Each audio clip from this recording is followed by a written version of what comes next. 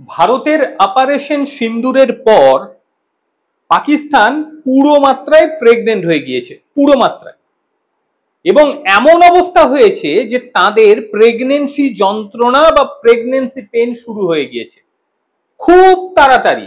মানে ওই আজ বা কালের মধ্যে পাকিস্তান আর একজনাকে জন্ম দিয়ে দেবে। সেটার কে আপনারাই বুঝতে পারছেন, বালুচিস্তান।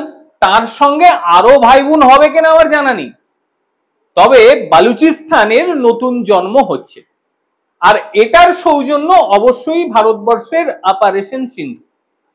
যাই হোক, কালকে রাতভর পাকিস্তান প্রচুর চেষ্টা করেছে, প্রচুর চেষ্টা, সেটা আপনারা দেখে নিয়েছেন।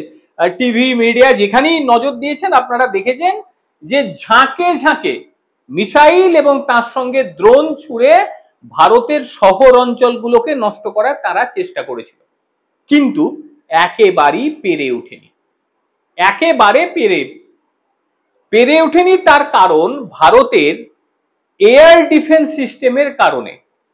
একটা মিসাইল বা একটা ড্রোন তারা অ্যাটাকই করতে পারেনি, ভারতের ভূমিতে এসে পর্যন্ত পড়েনি। এরই মধ্যে আবার কিছু চিত্র সামনে উঠে আসছে, যদিও ভারতের তরফ থেকে এমন ভাবে কোনো দাবি করা হয়নি, ভারতীয় সেনাবাহিনীও কোনো দাবি করেনি।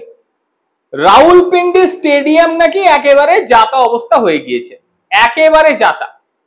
এবং এমন অবস্থা হয়েছে যে সেখানকার সেনাবাহিনীকে রাউলপিন্ডি স্টেডিয়াম আটকে রাখতে হচ্ছে যেন মানুষজন ছবি না তুলতে পারে।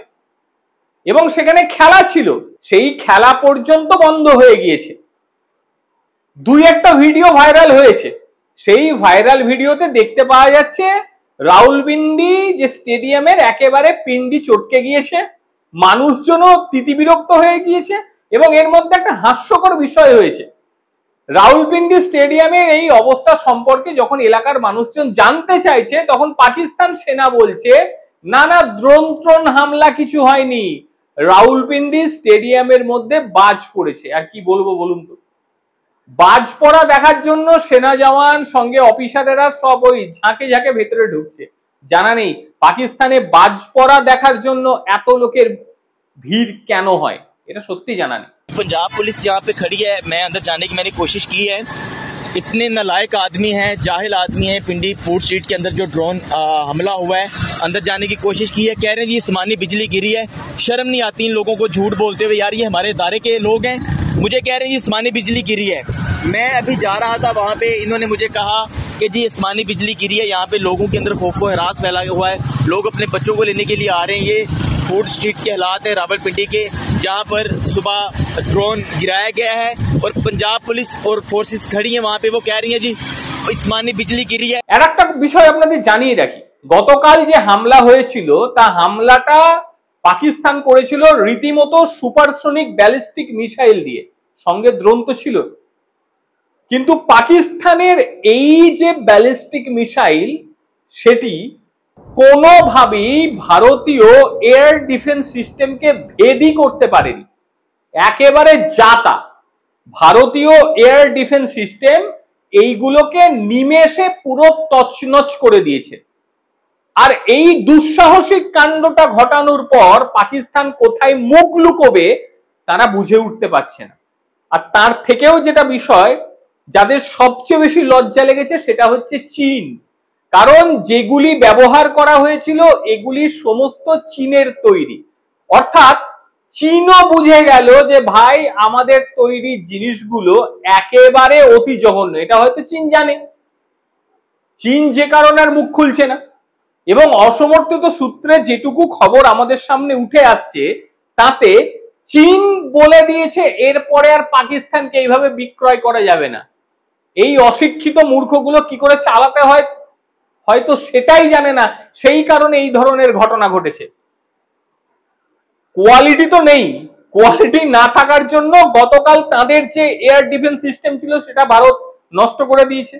আর এইবার একেবারে সুপারসনিক মিসাইল দিয়ে হামলা চালিয়ে ভারতে কিচ্ছু করতে পারলো না, কিচ্ছু না। আর এই যে বিগত 24 ঘন্টায়, এই 24 ঘন্টায় একাধিক ভারতীয় সেনাবাহিনী সহ, মানে সেনা ছাউনি সহ রাজস্থান, পাঞ্জাব, কাশ্মীর সীমান্ত এলাকাগুলিকে টার্গেট করেছে এবং সেখানে পাকিস্তানি ড্রোন ঢুকিয়ে সেগুলিকে নষ্ট করার চেষ্টা করেছে। সূত্র মারফত যে খবর উঠে আসছে তাতে CM-400 AKG supersonic ballistic missile ছুঁড়েছিল পাকিস্তান। বিশ্বের কয়েকটি দেশ এটাকে মনে করে যে এই সুপারসোনিক মিসাইল হচ্ছে অতি উত্তম, পাকিস্তানও সেটা বিশ্বাস করে, আর এটা তৈরি চীনের। সেটাকে ভারতবর্ষ একেবারে হেলায় শেষ করে দিয়েছে, হেলায়, কোনো পাত্তাই দেয়নি। প্রসঙ্গত গত 24 ঘন্টা ধরে পাকিস্তানের সমস্ত চেষ্টা কার্যত একেবারে নষ্ট করে দিয়েছে ভারতবর্ষ। ভারতের সবচেয়ে আধুনিক যে ডিফেন্স সিস্টেম S-400, যাকে সেনারা সুদর্শন চক্র বলে ডাকে, এই সুদর্শন চক্র এত সুন্দরভাবে পাকিস্তানিদের গলা কেটেছে যে বলার কিছু নেই। তবে যে শুধুমাত্র ভারতের কাছে S-400 রয়েছে তা নয়, অনেক কিছু রয়েছে। L-70 রয়েছে, ZSU-23 সেটাও রয়েছে, আরো রয়েছে। সবকিছু তো ব্যবহার ভারত করেনি। মানে ভারতের যা স্ট্রেংথ, বিশ্বাস করুন 0.1% ব্যবহার করেনি ভারত, আর তাতেই রীতিমতো ত্রাহি ত্রাহি রব উঠে গিয়েছে। এর মধ্যে পাকিস্তানি মিডিয়া থেকে শুরু করে সাধারণ মানুষ তারা শুরু করে দিয়েছে। কি শুরু করে দিয়েছে? তারা বোঝানোর চেষ্টা করছে কিছুই হয়নি পাকিস্তানে, পাকিস্তানে কোনো কিছুই হয়নি। ভারতীয় সেনাবাহিনী তো জানায়নি ভাই যে আমরা হামলা করেছি, কিন্তু হামলা তো হয়েছে। যদি হামলা না হয়ে থাকে, তোরা পাকিস্তানি মিডিয়া, পাকিস্তানি সাধারণ মানুষ রাত 2টোর সময়, রাত 3টের সময়, ভোর 4টের সময়, রাত 1:30টার সময় ভাই ক্যামেরা নিয়ে কি করছিলিস? অত রাত্রে খাবার দোকান খোলা, রাত্রি 3টে 2:30টের সময় ভাই কি খাবারের দোকান খোলা থাকে? পাকিস্তান কি শোয় না? পেছনে ভয় ঢুকেছিল বলে রাত্রিবেলায় সেই ছবিগুলোকে তুলে তারা দেখাচ্ছে, সেটাও এডিটেড, যে কেউ দেখলে বলে দেবে, যে কেউ মেকিং।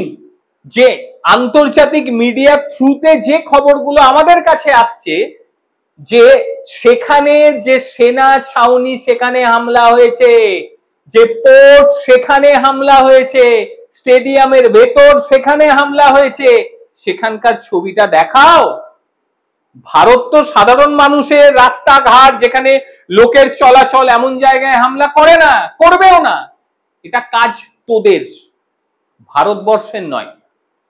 আর একইভাবে পাকিস্তান যেভাবে ফেক খবরগুলো ছড়াচ্ছে, ঠিক তাদের অবৈধ সন্তানেরা যেমন রয়েছে আমাদের দেশের পাশেই, তারাও শুরু করে দিয়েছে একইভাবে।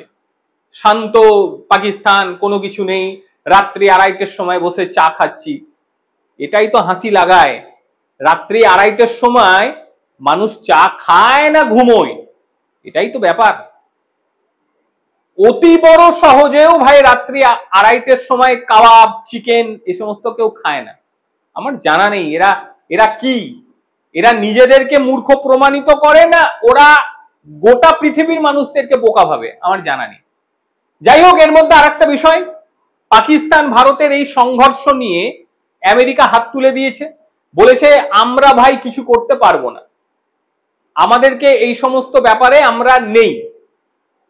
তার মানে আমেরিকা হাত তুলে দেওয়া মানে পাকিস্তানের অবস্থা আরো খারাপ। এবারে পাকিস্তান সেনাবাহিনীর ওপর সেখানকার সাধারণ মানুষের আস্থা যেতে বসেছে, রাস্তায় বেরিয়ে গিয়েছে, স্লোগান দিচ্ছে, গাল দিচ্ছে যে ভারতের সঙ্গে লড়াই করার ক্ষমতা নেই, ফুটাতে গেছে। তারা আবার ইমরান খানকে ডাকছে যে ইমরান খান এলে তাদেরকে বাঁচাবে আর। এবং এখানে আরেকটা লক্ষণীয় বিষয়, এটাও বলি, পাকিস্তান সেনাবাহিনী নিজেদের আস্থাকে সাধারণ মানুষের ওপরে ফেরাতে রাস্তার মধ্যে বড় বড় LED স্ক্রিন লাগিয়ে দিয়ে প্রচার চালাচ্ছে, দেখো আমরা কত বড় সেনা। এইখানে কত পার্থক্য দেখুন ভারতের সঙ্গে। ভারতীয় সেনাবাহিনী একেবারে অ্যাডভাইজারি জারি করে বলে দিয়েছে ভাই সেনাদের কোনো কিছু তোমাদের প্রচার করতে হবে না, আর সেখানে পাকিস্তান রীতিমতো LED স্ক্রিন লাগিয়ে মানুষজনকে বলছে দেখো আমরা কত মহান, আমরা কত বড়। এটাই পার্থক্য। যাই হোক, পাকিস্তানকে ঠোকা শুরু হয়ে গিয়েছে। সে সমর্থিত সূত্রে হোক অসমর্থিত সূত্রে হোক, বেশ কয়েকটা ছবি প্রমাণ দেয় রাত্রি বেলায় ভালো করে আরতি করে দেওয়া হয়েছে। এবং এই অপারেশন সিন্দুর আপাতত শেষ হয়নি, সবে সূচনা হয়েছে। গোটা পাকিস্তান শেষ করে, পাকিস্তানকে হাসপাতালে পাঠিয়ে তার ডেলিভারি করে বেলুচিস্তানকে বার করে দিয়ে এই অবস্থায় ভারতবর্ষ পাকিস্তানকে কি করে ছাড়বে একবার ভেবে দেখুন। ভারতবর্ষ তো পাকিস্তান থেকে তো চিকিৎসা নিতে আসে, ভারত ছাড়িয়ে দেয়।